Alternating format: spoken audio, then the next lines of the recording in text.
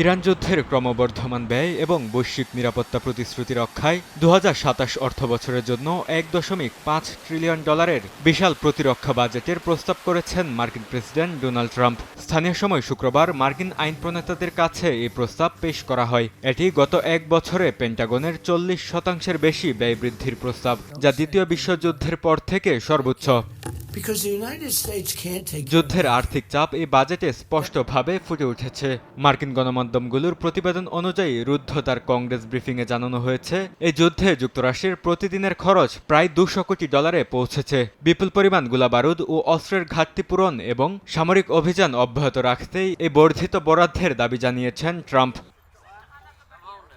প্রতিরক্ষা বাজেট বাড়াতে গিয়ে অভ্যন্তরীণ খাতে বাজেট কাটছাঁটের প্রস্তাব দিয়েছে হোয়াইট হাউস, যা পরিবেশ রক্ষা, আবাসন সহায়তা এবং শিক্ষা খাতের মতো জনকল্যাণমূলক কর্মসূচিগুলো ক্ষতিগ্রস্ত হবে বলে মনে করছেন বিশ্লেষকরা। চাই A1 SWR pipe and fittings, A1 engineers number 1 choice.